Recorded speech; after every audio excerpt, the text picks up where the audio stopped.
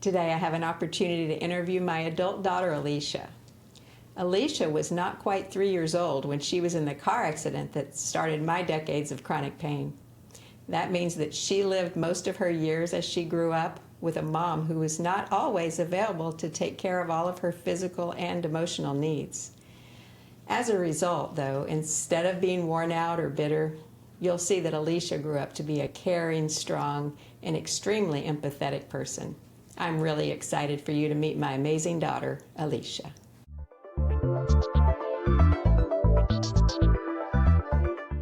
Alicia, I'm excited to have you here today. Can you tell us a little bit about yourself? Yes. Okay, so first of all, I am your daughter. Yes, that's right. I'm a wife of 12 years. I have 4 boys. Oldest is almost 11, youngest is 3.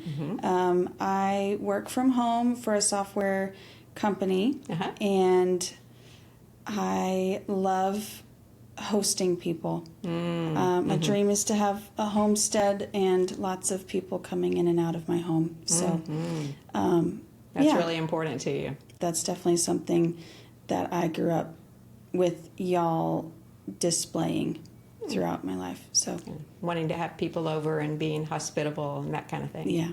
Okay. Yeah. Cool. Well, thank you for sharing that. I wanted people to get to know a little bit about your life. Yeah. So you were almost 3 years old when you and your brother were in the backseat of the car when we were involved in that rear-end car accident. You likely don't remember any of the changes in me following the accident, Right. But as you look back on your childhood, what were some of the things that were different for you because of my physical challenges? I don't remember life before the accident. So I can't say that I have a before and after like James might have, but right. Your brother James. Yeah. But I do know that most of my life it was a constant presence. The fact that you had chronic pain, right? And I probably did not understand it as a child. It was just part of our family, right? Almost like a cousin or something called pain. I don't know. Right. But pain just lived with us. It did, yeah.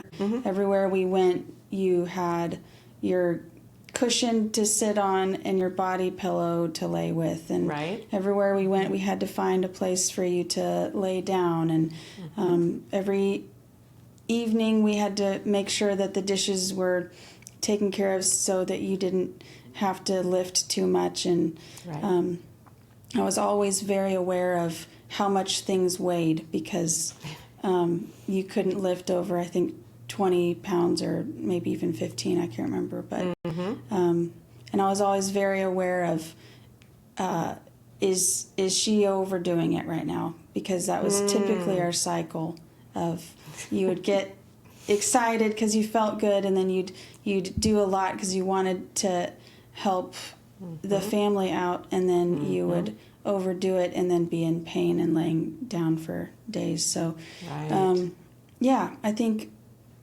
that it impacted me and who I am, but I can't say that I knew anything different.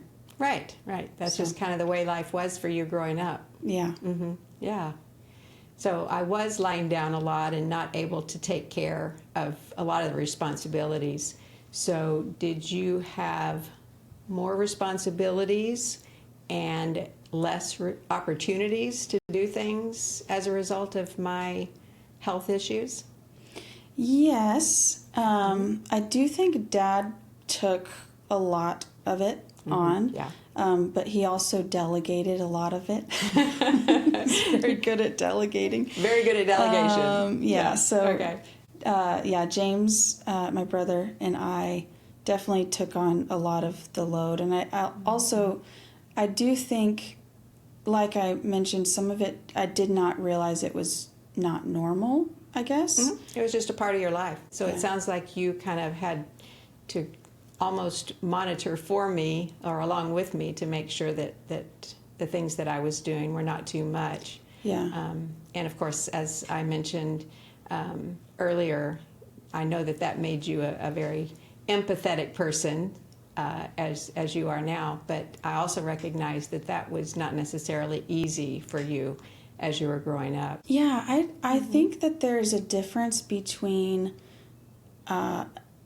annoyance, frustration, being perturbed, and bitterness and resentment. I don't think it ever turned to bitterness or resentment. When I was younger, it was more of like little annoyances, I don't want to do this, and oftentimes I'd go to the bathroom at inopportune times to try and get out of the work, wiggle my way out of stuff. But it was little annoyances. What are some experiences that you remember as you grew up where I was not able to participate in things that you were involved in, or maybe my involvement looked different than you wished they might have?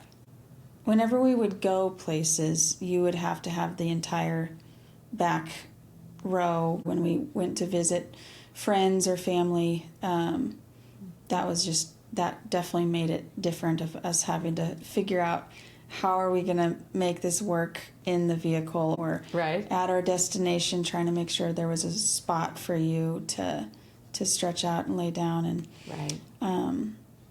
I don't know that we had to say no to too many things. I think we still found ways to be involved in different things, but I think that the involvement did have to mean nothing too strenuous on you, and even if we were doing things, you either had to stay behind or we'd have to make accommodations for you while we were traveling and while we were there. So I think back to kind of what I said at the beginning is still very much just a constant thing that we were aware of. Right. Whatever we were doing, we just had to keep that in mind. Right. Yeah. Like it was cousin pain along for the journey. Yeah, exactly. Okay. And your body pillow. Did we ever name the body pillow? Well, you name everything. I did. You probably didn't name the body pillow, but I don't remember what it was. Yeah. Yeah. That's funny. Because I lived in my unmanaged pain for over 20 years, I was still struggling even after you were married and had a couple of children. Mm-hmm. So as a young mom yourself, what was your experience like when I was around? When I got older, that's when some of the more frustration came in. Mm-hmm. Yeah. You'd lived with this for a long time. And yeah. Mm-hmm. Yeah. One of the bigger things that started to settle over me was this feeling or sense that you had a victim mentality, or that you were acting as though you were a wounded puppy. While your pain was valid and your needs were valid, there was this, I again, don't think it was resentment or bitterness. It was just a, frustration of the way, maybe some of the ways that you requested things, trying to not be a burden, but in doing so, it was an annoyance. Some frustration, and not knowing how to handle it. Yeah. And of course, people who live in pain, they identify with this, the guilt of having to ask for help and kind of feeling, like, I'm sorry, there's nothing I can do about this. And yet there's also people like you who are helping us, and it's a big burden to carry. So related to that frustration, which is definitely understandable, is there anything that you would have preferred that I had done, or a way that I could have handled that better, or anything else that you would have made different in that situation, even in the way you handled it? Yeah, I would say there's two sides of it. So for one, I think from you, it would have helped me, I think, if you had put your guilt and the reaction from what welled up inside from that guilt aside and just straight asked me for what you needed, instead of the, trying to preface it and trying to fluff it and trying to make it maybe seem less of a burden. Right. I'm so sorry that you're having to do all of this for me. Right. Yeah. I think that aggravated things. Whereas, I knew you needed it, and I didn't. I don't think you needed the guilt, and I don't think I needed the display of the guilt. Right. But I think also on my side, I needed to lay down my frustrations and probably also communicate it back then instead of held it and harbored it and had an honest conversation.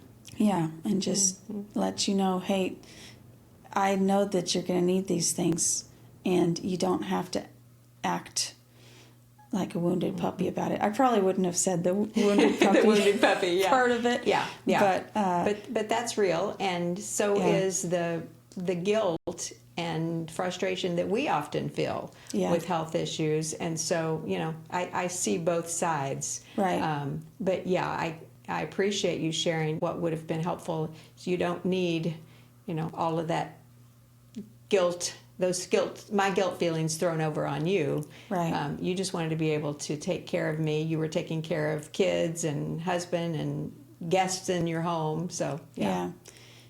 So I think, I can't remember, I think it was a book I read, but basically it was this character saying, when you give me your guilt, I now not only have to take care of the thing you wanted me to take care of, but now I also have to comfort you and your guilt. So it's like a double. Yeah, that's good. Portion. Yeah.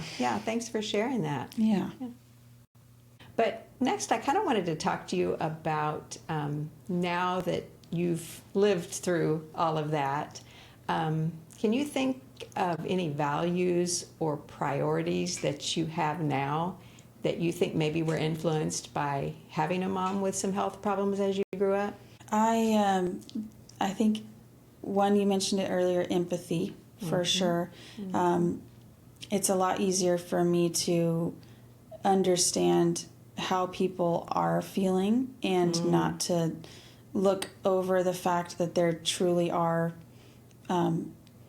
issues that are not visible and impact people underneath the surface. Wow. People need to be believed when they are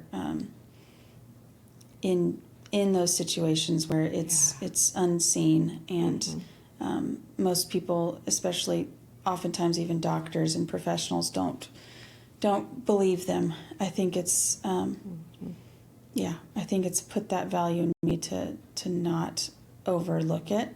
Be sensitive to people's needs. Yeah, definitely. And just the caretaking aspect of it has made me stronger and more sensitive. I think that comes along with empathy, but I do remember one time you were in excruciating pain, and maybe it was after a surgery. I don't really remember all the details, but I had to help you in and out of bed, and you had said something to me in that moment about me being really, really good at that, like very gentle, but also strong at the same time. So I think, that stuck with me as far as wanting to be someone who's both strong for people and comforting for them as well. Yeah. Well, I've definitely seen that in you as an adult, and that's a beautiful thing. Thanks, Mom. Yeah.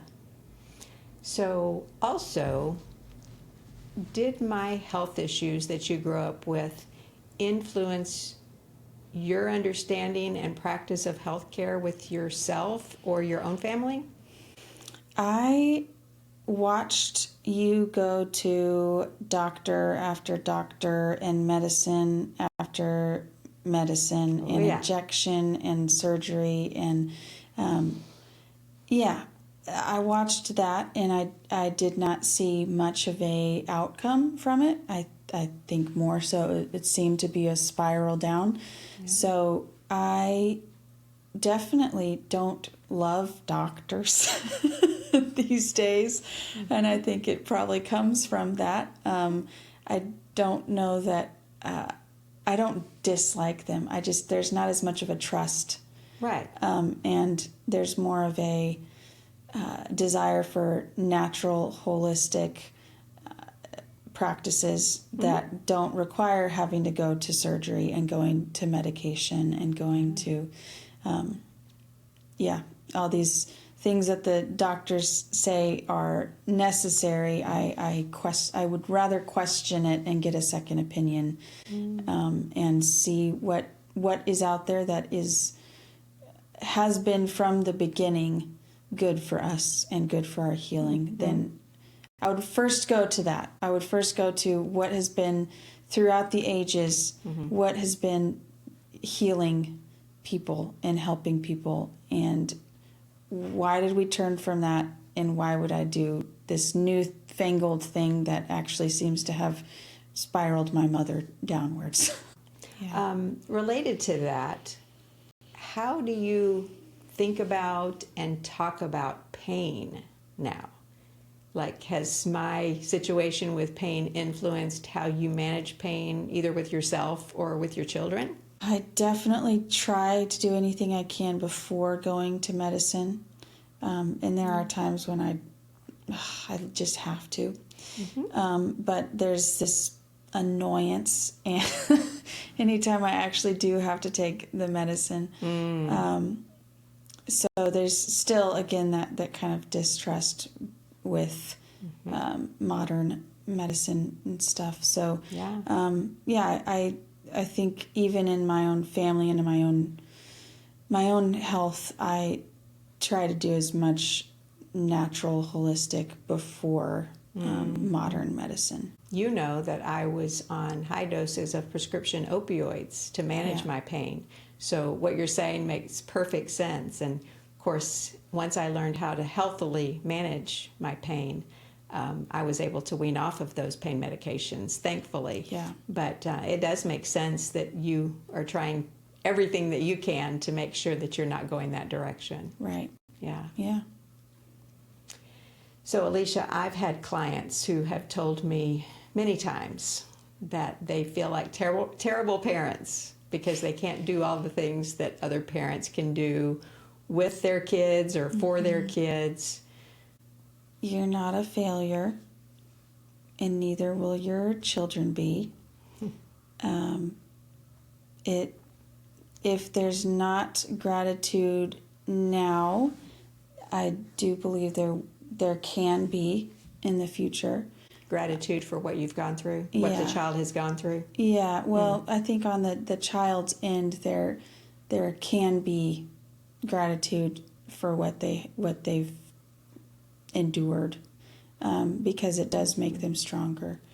So, I don't think it's not the end. It's not a failure. There's hope and there's joy. Would you that that even with my chronic pain and our focus on, my needs an awful lot of the time, would you say that you still felt loved and cared for and learned some important values in life? Yes, very much so. Okay. Yeah.